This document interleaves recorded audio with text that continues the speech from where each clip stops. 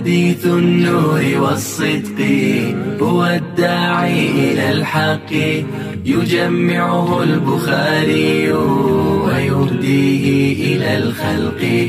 هنا يا أمة الإسلام تجمعنا لخير كلام سبائك للبخاري مخلدة على الأيام. العالمين والعاقبة للمتقين والصلاة والسلام على سيد الأنبياء والمرسلين سيدنا وحبيبنا وحبيب رب العالمين محمد وعلى آله وأصحابه ومن هدى بهديه إلى يوم الدين. کتاب ہے تدوین حدیث. یہ تقریباً 500-600 صفحے کی کتاب ہے اور تدوین حدیث کے حدیث کو کس طرح سے مدون کیا گیا، حضرات صحابہ کرام رضوان اللہ تعالی علیہم اجمعین کے حافظے کتنے مضبوط تھے اور اس کے واقعات بھی انہوں نے جمع کیے ہیں. محدثین کے حافظوں کے سلسلے میں بھی آپ نے ان کے واقعات کو جمع کر کر بیان کیا ہے کہ ان لوگوں کو لکھنے سے زیادہ ان کے حافظوں کے اوپر اعتبار تھا اور ان کے حافظوں نے ان کا کتنا ساتھ دیا. اس کے بعد چھٹے نمبر پر ہے فتنہ انکار حدیث. حضرت مولانا مفتی رشید احمد لدھیانوی رحمۃ اللہ علیہ کی کتاب ہے فتنہ انکار حدیث، کہ انکار حدیث کے اس فتنے نے جو سر اٹھایا ہے تو اس نے امت پر کیسے اثرات مرتب کیے اور امت کے عقیدے اور امت کی فکر کو کس طرح سے خراب کیا ہے، اس پر آپ نے خاص طور پر روشنی ڈالی ہے. ایک اور کتاب اسی نام سے ہے فتنہ انکار حدیث، مفتی اعظم پاکستان مفتی ولی حسن خان ٹونکی رحمۃ اللہ علیہ کی ہے. آپ اپنے زمانے کے بڑے محدثین میں آپ کا شمار ہوتا تھا تو آپ نے بھی اس موضوع کے سنگینی کو سمجھتے ہوئے یہ دونوں کتابیں بہت طویل نہیں ہیں، مختصر کتابیں ہیں، 100-125 صفحے کی کتابیں ہیں. اس کے بعد 8ویں نمبر پر ایک کتاب ہے پرویز کے متعلق علماء کا متفقہ فیصلہ. کہ چونکہ پرویز یہ انکار حدیث کا 20ویں صدی میں سب سے بڑا سرغنہ گزرا ہے اور اس نے جیسا کہ میں نے گزشتہ کل بتلایا تھا کہ نماز کا طریقہ تک کہ اپنا الگ سے ایجاد کیا تھا. جمعہ کے دن ایک سجدے والی نماز پڑھا کرتا تھا. یہ ساری چیزیں اسی سے متعلق ہے. لہذا علماء نے اس کو متفق علیہ طور پر اس کے کفر کا فتویٰ دیا ہے کہ یہ شخص اگرچہ اپنے آپ کو مسلمان کہتا ہے، قرآن کریم کا مفسر، اور یہ سمجھتا تھا کہ عربی اسی کو آتی ہے، حالانکہ کچھ آتا جاتا تھا نہیں، تھوڑی بہت عربی کہیں سے غلطی سے سیکھ لیا تھا اس نے، تو ایسا سمجھتا تھا کہ عربی اسی کو آتی ہے. اسی طریقے سے انکار حدیث کے سلسلے میں ایک اور کاوش ہے حضرت مولانا سرفراز خان صفدر کی، جس کا نام ہے شوق حدیث. اس میں آپ نے کون سے محدث کو کتنی حدیثیں یاد کی ہے وہ جمع کیا ہے، کہ کون کون محدثین وہ ہے جن کو 10 لاکھ حدیثیں یاد تھی، کون سے وہ لوگ ہیں جن کو 5 لاکھ حدیثیں سند کے ساتھ یاد تھی، کون سے وہ محدثین ہیں. چھوٹی سی کتاب ہے، 100 صفحے سے بھی کم ہے، لیکن علم حدیث سے شغف رکھنے والوں کے لیے بڑی مفید کتاب ہے. اس کے بعد 10ویں نمبر پر ہے فہم قرآن، یعنی قرآن کو سمجھنے کے لیے حدیث کیوں ضروری ہے. تو انہوں نے نام فہم قرآن رکھا ہے مولانا سعید صاحب اکبر آبادی نے. البتہ کتاب میں یہی ثابت کیا ہے کہ قرآن کو حدیث کے بغیر کسی صورت میں سمجھا جا سکتا نہیں. اسی طریقے سے ایک اور کتاب ہے اسلام میں سنت اور حدیث کا مقام. یہ اصل میں دکتور مصطفیٰ سباعی کی جو کتاب ہے السنت و مکانتها فی التشریع الاسلامی، اس کا ترجمہ ہے. السنت و مکانتها فی التشریع الاسلامی یہ اپنے موضوع پر اس فن کی سب سے بہترین کتاب مانی جاتی ہے. جتنی بھی کتابیں ہیں ان تمام کتابوں میں اگر آدمی یہ چاہتا ہے کہ وہ صرف کوئی ایک کتاب پڑھے تو میں کہوں گا کہ اسے صرف یہ ایک کتاب پڑھ لینی چاہیے، اور وہ ہے یہ کتاب جس کو اردو میں ترجمہ ہوا ہے اسلام میں سنت اور حدیث کا مقام، جو عربی میں ہے السنت و مکانتها فی التشریع الاسلامی. اس میں انہوں نے باقاعدہ مستشرقین سے جا کر ملاقات کی اور ان مستشرقین کے ساتھ ان کی کیا گفتگو ہوئی اور وہ مستشرقین کس طریقے سے لوگوں کو مغالطے میں ڈالتے ہیں، وہ ساری تفصیلات کو کتاب کے مقدمے میں ذکر کیا ہے. اور پھر اس کے بعد احادیث رسول صلی اللہ علیہ وسلم کے سلسلے میں بیان کیا ہے کہ اس کا مقام اور مرتبہ شریعت مطہرہ میں کتنا عظیم اور کتنا بلند ہے۔ اسی طریقے سے 12ویں کتاب حجیت حدیث حضرت مولانا ادریس صاحب کاندھلوی رحمۃ اللہ علیہ کی، یہ بھی چھوٹی سی کتاب ہے۔ حضرت مولانا ادریس صاحب کاندھلوی رحمۃ اللہ علیہ یہ بھی ان لوگوں میں سے ہیں جنہوں نے بر صغیر میں جتنے بھی فتنوں نے سر اٹھایا 20ویں صدی میں، ان تمام فتنوں کے خلاف آپ کا قلم بہت اعتدال کے ساتھ چلتا ہے۔ تو آپ نے حجیت حدیث پر، آپ مفسر بھی تھے، محدث بھی تھے، فقیہ بھی تھے، اور حضرت حکیم الامت مجدد ملت حضرت تھانوی رحمۃ اللہ علیہ فرماتے تھے کہ ہمارے طائفہ میں اگر کوئی محقق کہے جانے کے قابل ہے تو وہ علامہ ادریس کاندھلوی ہے۔ طائفہ علماء دیوبند میں اگر حضرت فرماتے تھے کسی کو محقق کہہ سکتا ہوں اگر میں، تو وہ ہے حضرت مولانا ادریس صاحب کاندھلوی رحمۃ اللہ علیہ، بہت بلند آدمی تھے۔ تو ان کی کتاب حجیت حدیث۔ اسی طریقے سے پرویز اور قرآن، کہ قرآن کریم اور پرویز کے نظریات، کہ اس نے کس طریقے سے قرآن کے اپنے آپ کو اہل القرآن کہنے کے باوجود بھی قرآن کی کن کن آیتوں اور کن کن مقامات کا انکار اس کے عقائد سے لازم آتا ہے، اس کے اوپر لکھا ہے مولانا مقرر اللہ صاحب، پاکستان کے عالم ہیں۔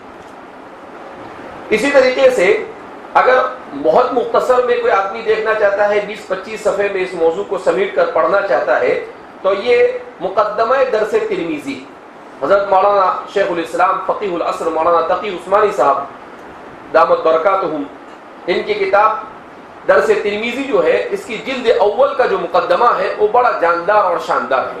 ایسا لگتا ہے کہ یہ ساری چیزوں کا آپ نے نچوڑ اور خلاصہ لب لباب اس میں کیا کر دیا ہے، پیش کر دیا ہے۔ اسی طریقے سے ایک چھوٹا سا رسالہ ہے 25-50 صفحے کا، فتنہ انکار حدیث اور اس کا پس منظر، حضرت مولانا عاشق الہی بلند شہری رحمہ اللہ کا، انہوں نے چھوٹا سا رسالہ لکھا ہے، اور فتنہ انکار حدیث کہ انکار حدیث کیوں ہوا اور اس کا پس منظر کیا، کیوں ان لوگوں کو احادیث مبارکہ کا انکار کرنے کی ضرورت پیش آئی، تو اس پر آپ نے بہت اختصار کے ساتھ چھوٹے سے رسالے میں، چھوٹی سائز کا ہے، اور وہ بھی 40-50 صفحے پر مشتمل ہے۔ اسی طریقے سے ایک اور کتاب ہے ضرورت حدیث، مولانا پروفیسر کریم بخش لاہوری، ضرورت حدیث۔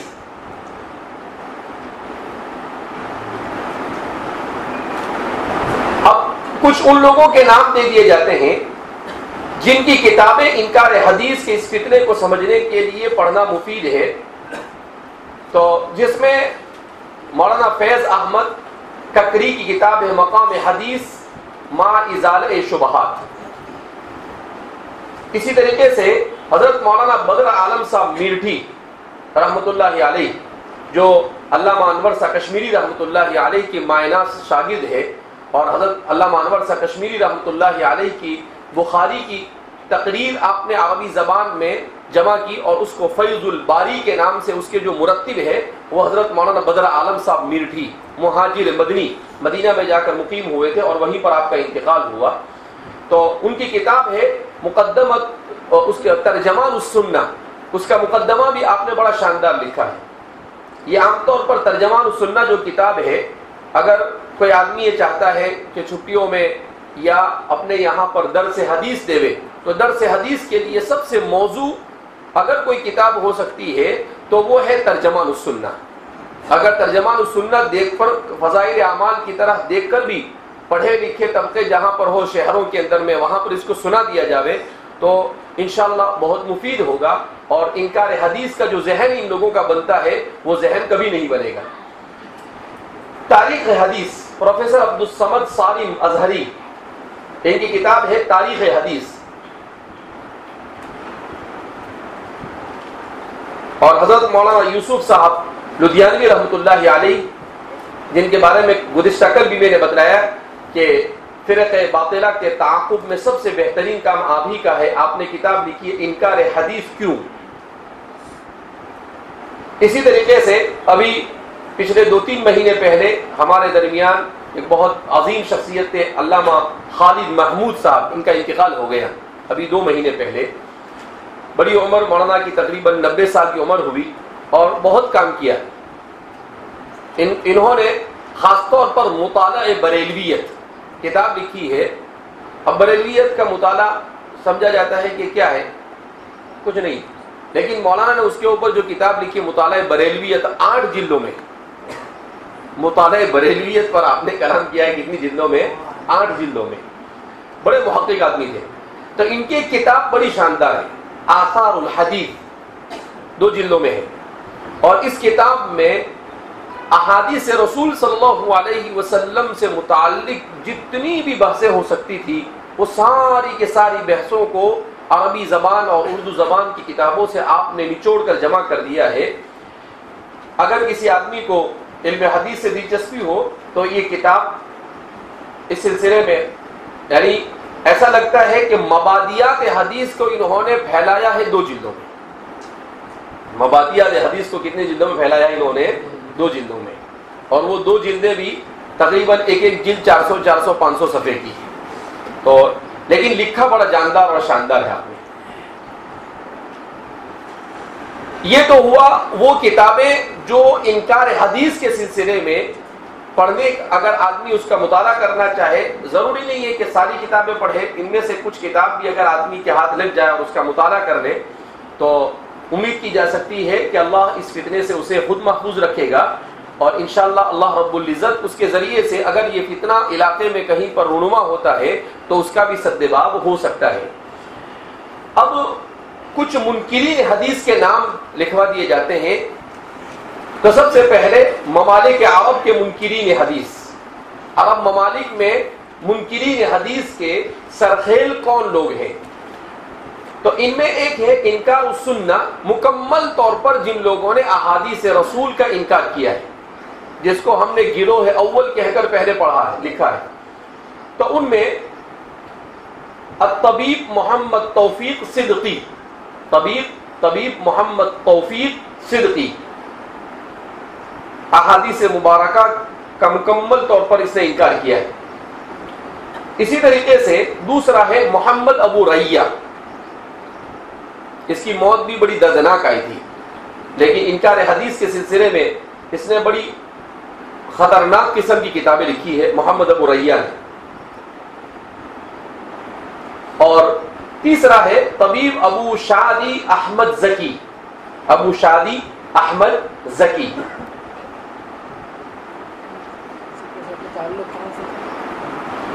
یہ ابو ریہ ہے، مصری ہے. محمد توفیق صدقی ہے، یہ بھی مصری ہے. اور احمد زکی ہے، یہ بھی مصری ہے. عام طور پر ان کا تعلق مصر ہی سے. میں نے اس سے پہلے آپ سے اسی لیے کہا تھا کہ 3 مقامات پر انہوں نے سب سے زیادہ کوششیں کی، مصر، ہندوستان اور ترکی. اس لیے کہ یہ تینوں مقامات مسلمانوں کے لیے مرکزی حیثیت رکھتے ہیں.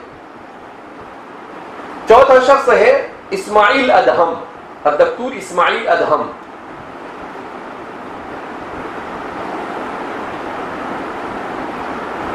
اور پانچواں ہے محمد زید الدمنہوری. محمد زید الدمنہوری.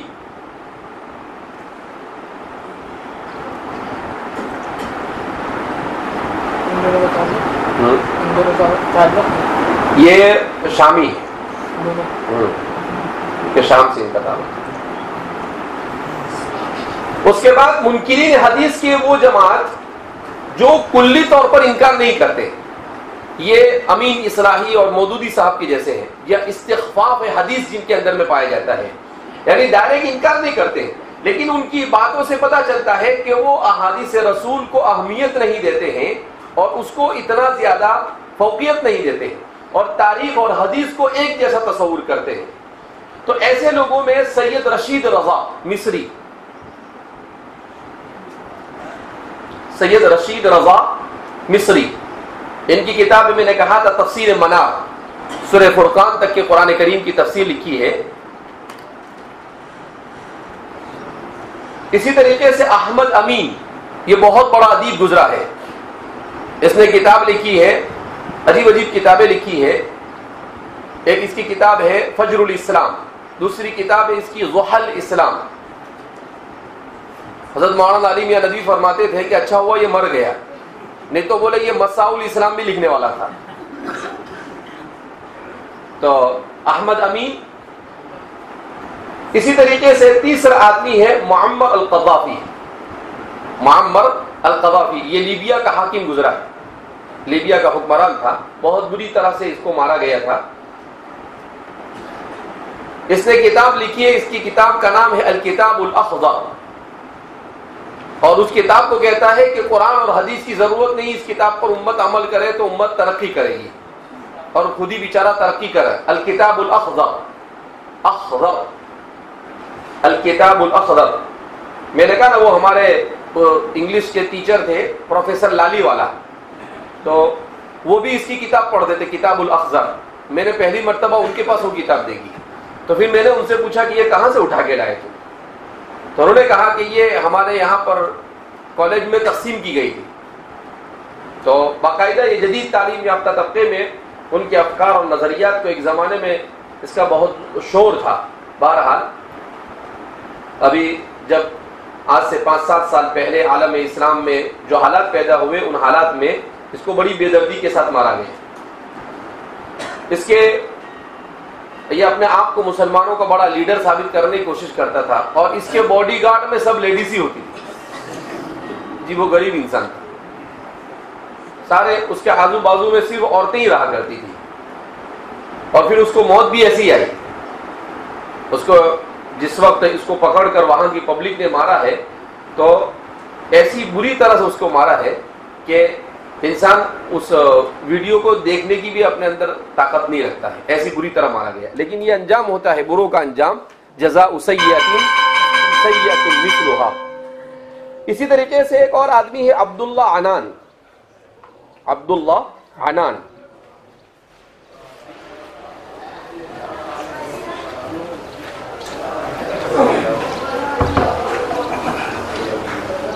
اور اس کے بعد ہے محمود شلتوت۔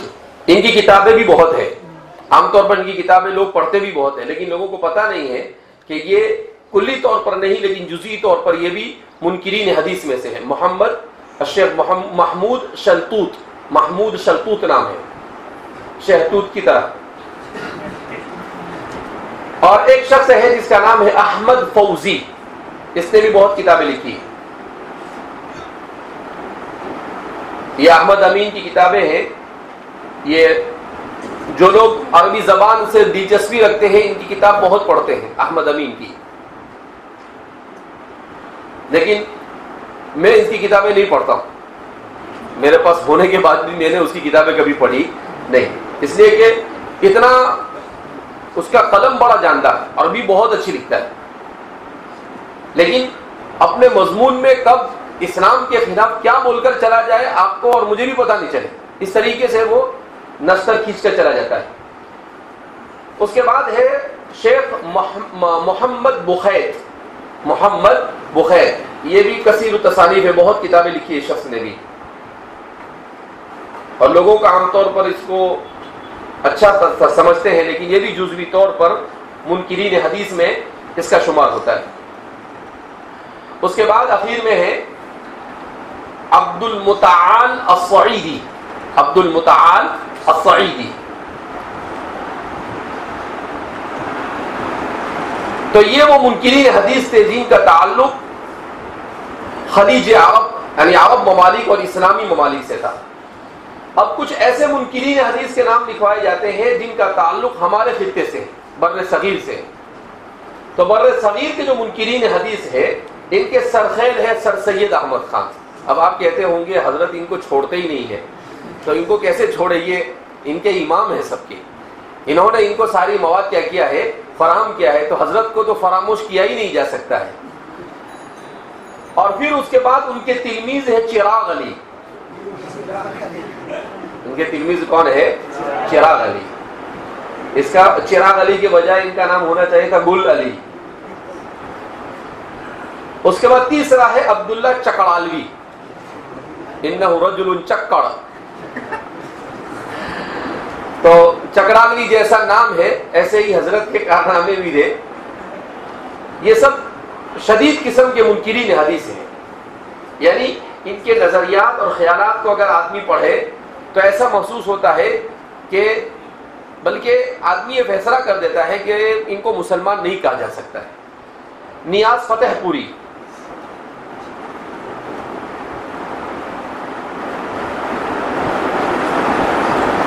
عنایت اللہ مشرقی، میں نے اس سے پہلے بھی کہا کہ اس کی کتابیں اس وقت بہت زور و شور کے ساتھ چھپ رہی ہے اور اس کو عام کرنے کی کوشش کی جا رہی ہے. عنایت اللہ مشرقی، یہ اصل میں یہ جو ہے ان کی تعلیم ہوئی ہے انگریزوں کے پاس. انگریز سب اس کے اساتذہ ہیں. یہ ایک جگہ پر اس نے لکھا ہے کہ یہ جتنے بھی سائنسداں ہیں ان سب سائنسدانوں کو یہ مسلمان گنتا ہے، مومن گنتا ہے، خود کے ٹھکانے نہیں ہے. تو یہ کہتا ہے کہ ایک مرتبہ ایک انگریز کے پاس میں گیا، ایک اپنے استاد کے پاس، تو میں نے ان کو بڑا اچھا مومن پایا. کہا کیسے؟ کہا کہ وہ یہ زمین کا نقشہ سامنے رکھ کر زمین کے نقشے پر غور کر کر کانپ رہا تھا. تو کہا مجھے قرآن کی آیت یاد آئی. کون سی؟ وَمِنَ الْجِبَالِ جُدَدٌ بِيضٌ وَحُمُرٌ مُخْتَلِفٌ أَلْوَانُهُ إِنَّمَا يَخْشَى اللَّهَ مِنْ عِبَادِهِ الْعُلَمَاء.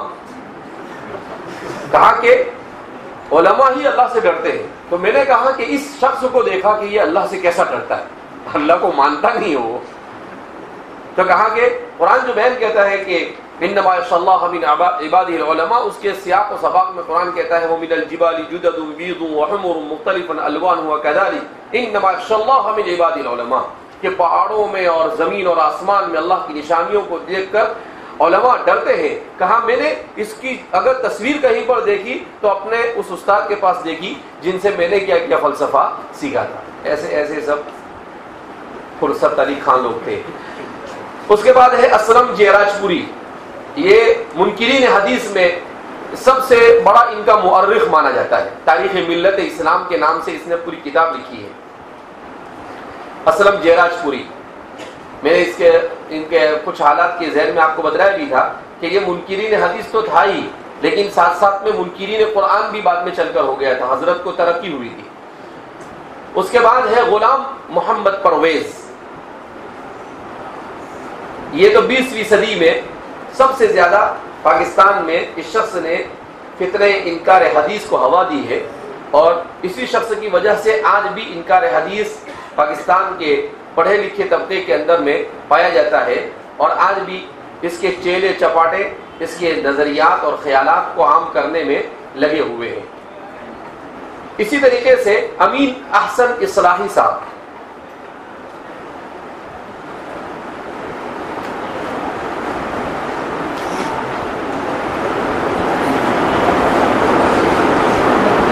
مولانا شبلی نعمانی. یہ جو لسٹ ہے آخر میں یہ ان لوگوں کی لسٹ ہے جن میں اکثر وہ ہے جو استخفاف حدیث والے. اوپر جو لوگ تھے وہ کلی طور پر حدیث کا انکار کرتے تھے، اور یہ ڈائریکٹ انکار نہیں کرتے ہیں، لیکن ان کی کتابوں سے ان کے افکار اور نظریات سے پتہ چلتا ہے کہ یہ بھی حدیث کو اتنی اہمیت دیتے نہیں. حمید الدین فراہی.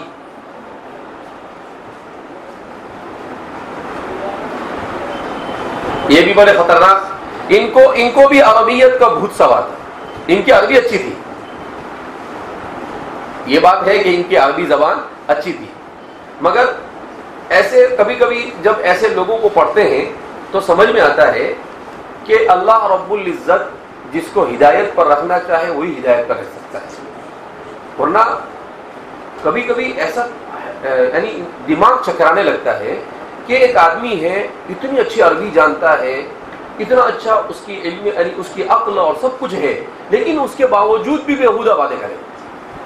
تو اس سے یہی بات سمجھ میں آتی ہے کہ ہدایت قرآن کریم نے اسی لیے نبی کریم صلی اللہ علیہ وسلم سے انک لا تہدی من احببت ولکن اللہ یہدی من یشاء، کہ ہدایت آپ کے ہاتھ میں نہیں، ہدایت تو اللہ کے ہاتھ میں، اللہ ہی ہدایت دے سکتا ہے.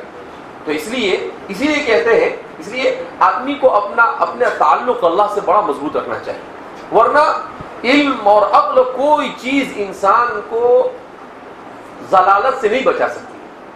اچھے اچھے عقلاء کو دیکھا گیا, اچھے اچھے علماء کو دیکھا گیا.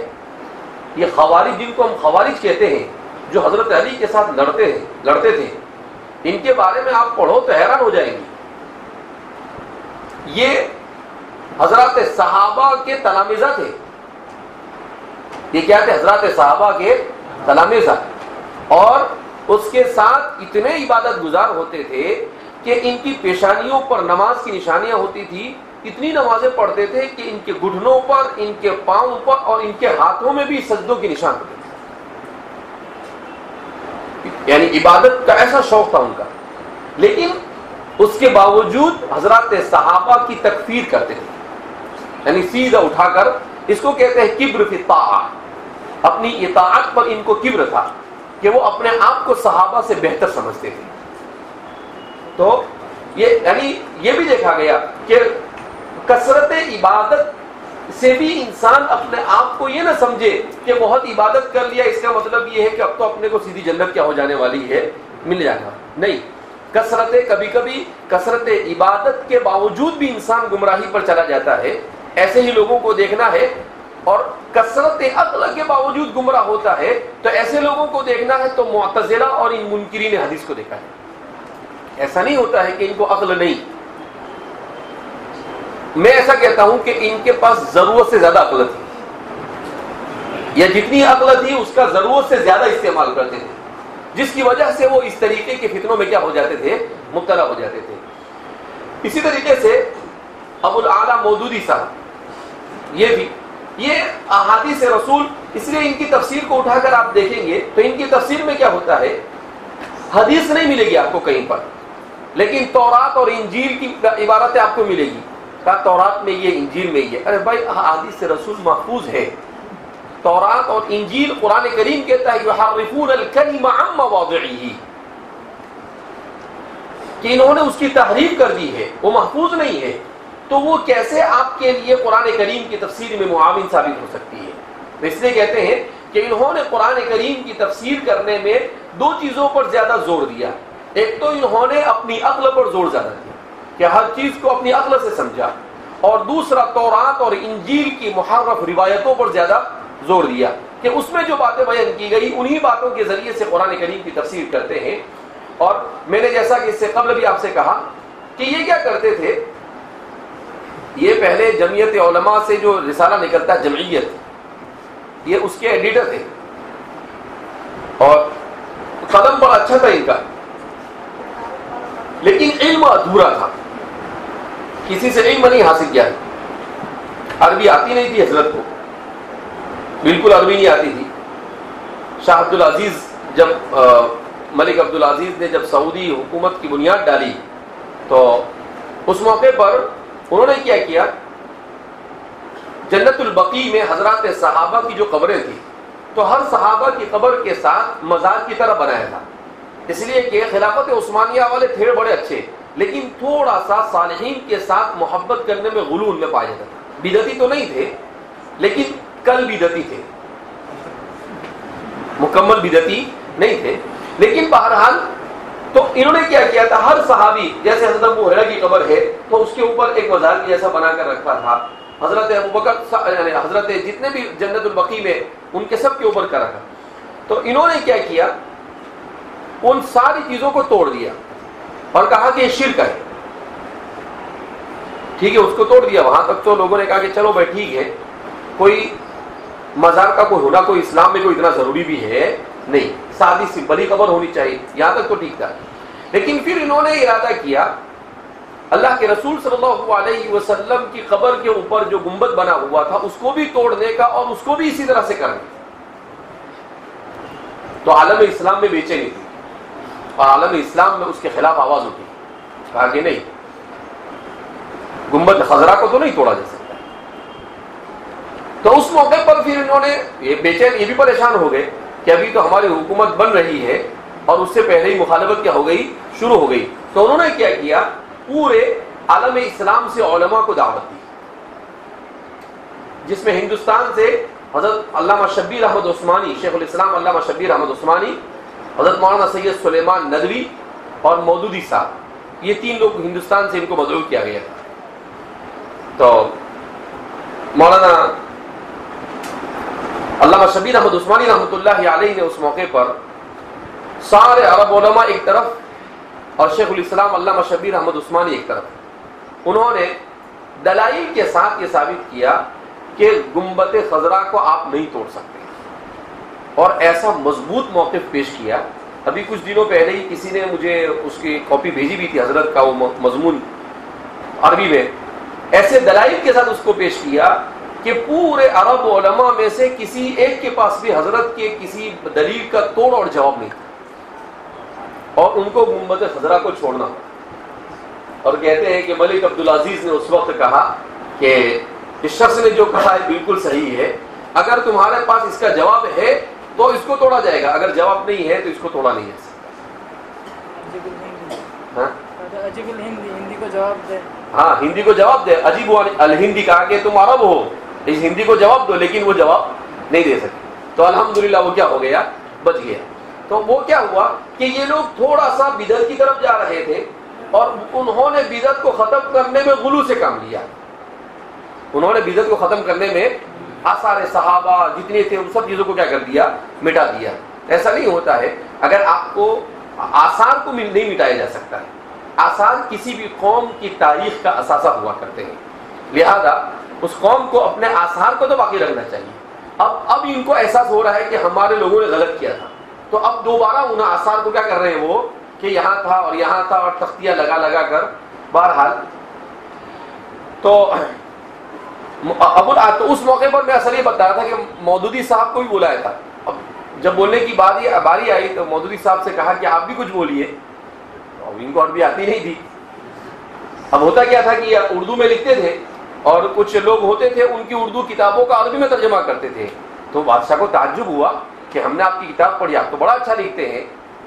تو پھر مولانا سید سلیمان ندوی صاحب نے کہ بھئی ان کو زیادہ پشیمانی نہ ہو اور زیادہ ذلت اور رسوائی نہ اٹھانا پڑے، اب ان کی طرف سے انہوں نے ترجمہ لیا. حضرت مولانا سید سلیمان ندوی صاحب رحمۃ اللہ علیہ.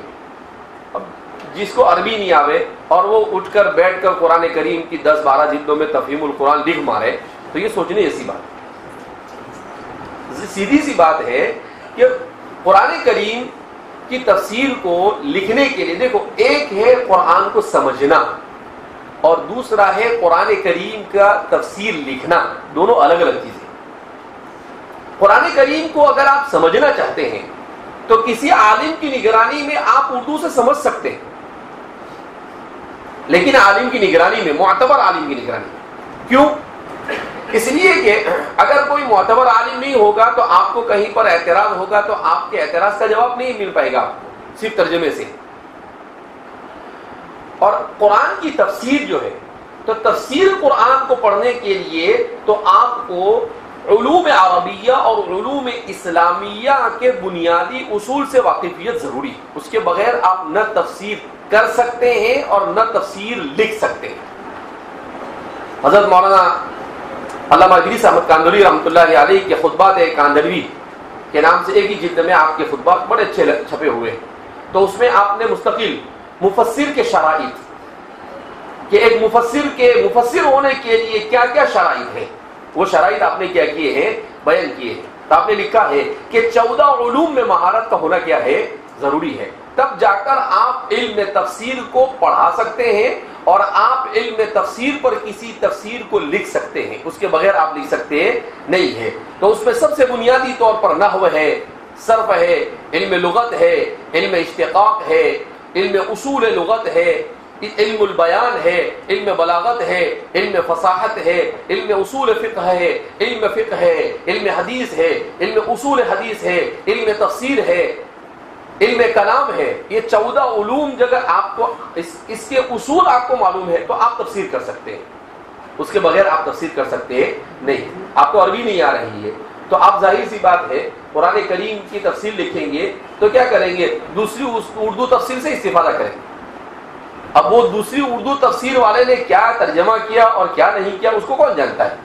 تو آپ اس کی غلطی کو آپ کو عربی آتی نہیں تو آپ پکڑ نہیں سکتے اس کو. اس لیے بہرحال اسی طریقے سے منکرین حدیث میں اور بھی کچھ لوگوں کے نام ہم لکھ سکتے ہیں، جیسے ہمارے زمانے میں جاوید احمد غامدی، اس کا نام آ گیا ہے؟ ہاں، جاوید احمد غامدی اس وقت سب سے زیادہ سرگرم ہے اپنے افکار اور نظریات کو پھیلانے کے لیے، اور حضرت والا اپنے کعبے کے اندر میں کیا ہے رہتے ہیں، یعنی امریکہ کے اندر میں مقیم ہے۔ اسی طریقے سے ہمارے ہندوستان میں ارشد شاذ، من شذ شذ فی النار والے، تو ارشد شاذ اس کی کتابیں بھی اتنی شاندار انداز میں چھپتی ہے کہ آدمی کتاب دیکھے تو کہے کیا ہاں، لیکن اس کے پیچھے ان کے پیچھے لوگ ہوا کرتے ہیں، یہی یہود و نصارہ ان کا تعاون کرنے والے ہوتے ہیں۔ میں نے کہا کہ بریچ کورس کے ذمہ دار ہے علی گڑھ یونیورسٹی کے، اس وقت ہندوستان میں جاوید احمد غامدی سے بھی زیادہ خطرناک آدمی ہے یہ سنت، انکار سنت کے سلسلے میں۔ تو اس کی کتاب ہے اسلام مستقبل کی بازیافت، نام بھی بڑے عجیب عجیب رکھتا ہے۔ اسی طریقے سے امینہ ودود، میں نے جیسا کہ کہا تھا کہ امریکہ کے ایک چرچ میں اس نے امام بن کر نماز پڑھائی۔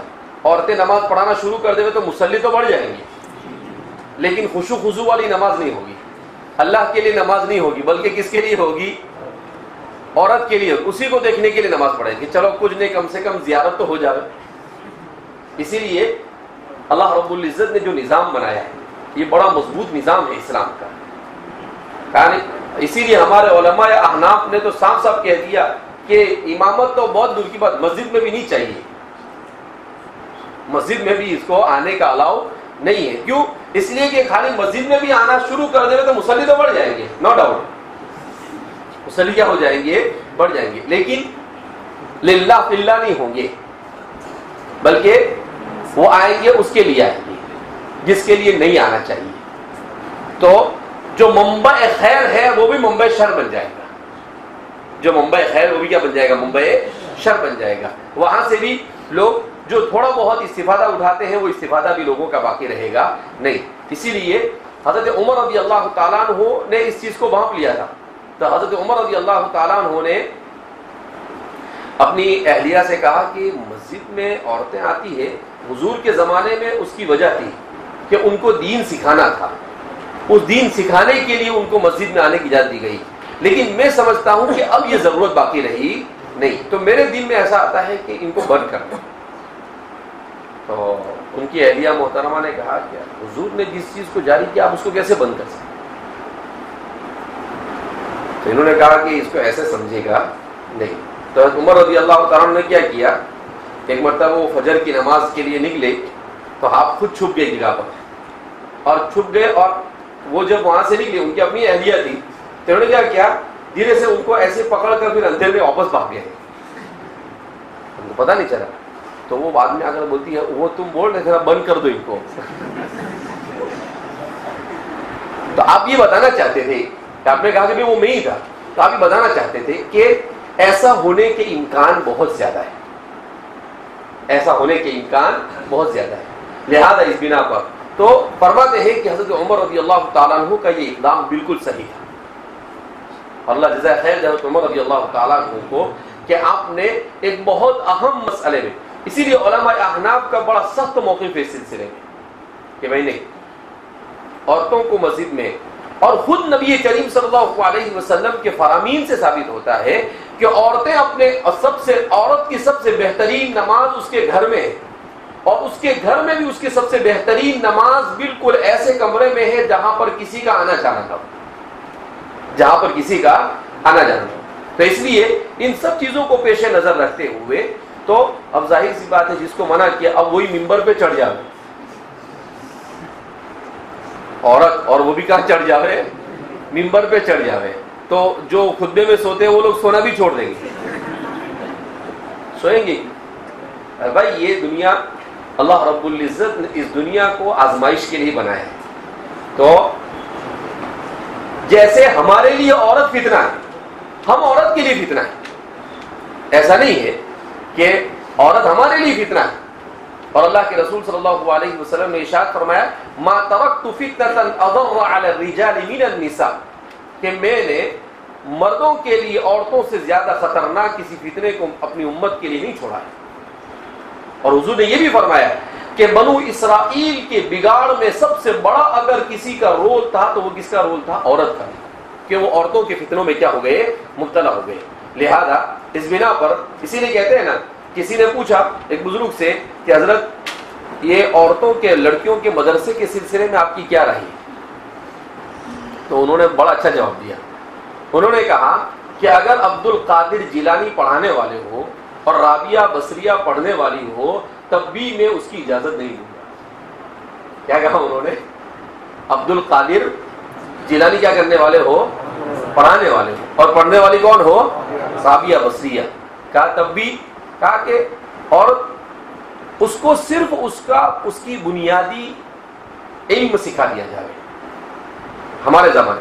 اور اگر کچھ عورتوں ہی سے پڑھتی ہے تو یہاں تک تو ٹھیک ہے، لیکن ہمارے علماء حضرت تھانوی وغیرہ یہ عورتوں کے ہاسٹل اور عورتوں کے مدرسے میں اقامت کے سختی سے خلاف ہے. کہا کہ نہیں، یہ کسی فتنے سے کم نہیں ہے. بہرحال تو منکرین حدیث کے سلسلے میں ایک اہم موضوع تھا جس کو ہم نے یہاں پر کیا کیا، سمیٹ دیا ہے. اور جیسا کہ میں نے کہا کہ احادیث مبارکہ کے ذیل میں جیسے جیسے سبق میں ہوگا ویسے ویسے اور بھی بہت سارے ایسے منکرین حدیث جو ہمارے زمانے میں ابھی بھی ہے، ایسے لوگ کیا ہوتے رہیں گے، آتے رہیں گے. اور کل جو کچھ بچوں نے نام پوچھے تھے وہ اس لیے ان کے بارے میں نے بتلا دیا اور یہاں ان کا نہیں لکھوایا کہ وہ اتنے درجے کے نہیں تھے کہ ان کو اس فہرست کے اندر کیا کیا جاوے، شمار کیا جائے. دیکھو غلطی تو ہر ایک سے ہوتی ہے، لیکن فکر اور عقیدے کے باب میں جو غلطی ہوتی ہے اس غلطی کو ہلکا نہیں لیا جا سکتا ہے.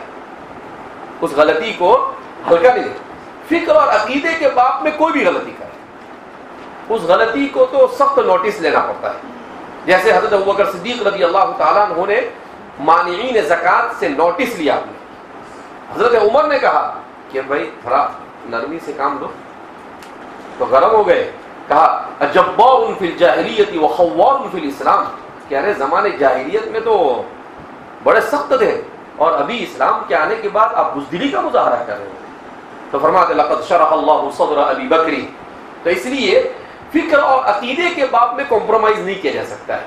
فکر اور عقیدے کے باب میں کوئی بھی غلطی کرے اس غلطی کرنے والے کی غلطی سے مطلع ہونا ایک طالب علم اور عالم کا فریضہ ہے، تاکہ وہ کسی دوسرے کو اس کی فکر اور عقیدے سے غلط اس کو نقصان نہ پہنچے.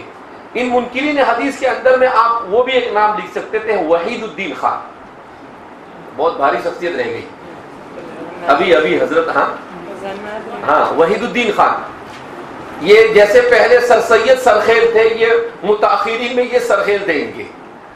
تو انہوں نے بھی کوئی باب ایسا چھوڑا نہیں ہے جس میں احادیث رسول صلی اللہ علیہ وسلم سے استخفاف سے کام لیا ہو.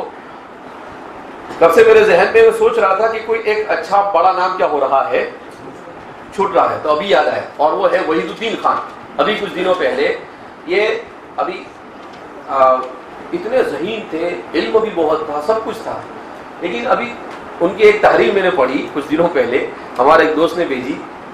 تو اس میں کیا لکھا تھا، کہا کہ جاوید احمد غامدی اس وقت عالم اسلام کے سب سے مؤثر اور بڑے مفکر اور داعی ہیں، اور میری آرزو اور تمنا یہ ہے کہ جنت میں بھی ان کے ساتھ مفارقت ہو، ان کی مرافقت کہاں پر زمین نصیب ہو جائے، جنت. کون؟ ابھی انتقال ہوا، 1-1.5 مہینہ ہوا، 2 مہینے ہوئے شاید، ابھی انتقال ہوا ان کا، بڑی عمر ہوئی ان کو. اچھا ایسے لوگ جیتے بھی بہت ہیں، جلدی مرتے بھی نہیں ہیں. اچھے لوگ جلدی چلے جاتے ہیں اور ایسے لوگ جلدی مرتے بھی نہیں. تو انہوں نے یہ لکھا ہے، مجھے اتنا تعجب ہوا. میں نے کہا کہ انسان گمراہی سے بچنے کے لیے ایک ہی راستہ ہے، انسان کا کنیکشن اللہ سے کیا ہونا چاہیے. اسی لیے قرآن نے ربنا لا تزغ قلوبنا بعد اذ ہدیتنا. اس لیے ہمارے علماء نے لکھا ہے کہ فتنوں کے زمانے میں طالب علم اور عالم کو سب سے زیادہ اس دعا کا ورد رکھنا چاہیے اور اللہ کے سامنے یہ دعا رو کر مانگتے رہنا چاہیے، اے اللہ ہدایت کے بعد ہمارے دل کو ضلالت اور گمراہی کی طرف مت پھیرنا، اس پر ثابت قدم رکھنا. تو یہ آدمی کو ان لوگوں کو ان سے ہماری کوئی عداوت نہیں ہے، ان میں سے ایک سے بھی کبھی ملے بھی نہیں ہم، لیکن ہم الحب فی اللہ والبغض فی اللہ، ان کے ساتھ اگر بغض ہے تو وہ فی اللہ بغض ہے، ورنہ ہمارا ذاتی ان سے کوئی نہ رشتہ ہے، نہ کوئی تعلق ہے، نہ کوئی ہمارا مفاد متاثر ہوا ہے اور نہ متاثر ہو سکتا ہے. لیکن چونکہ اللہ کے دین کی حفاظت کے لیے اس طرح کے جو گمراہ فکر کے حامل ہیں ان لوگوں سے واقفیت ضروری ہے، اس وجہ سے ان کے نام کیا کر دیے گئے، بتلا دیے.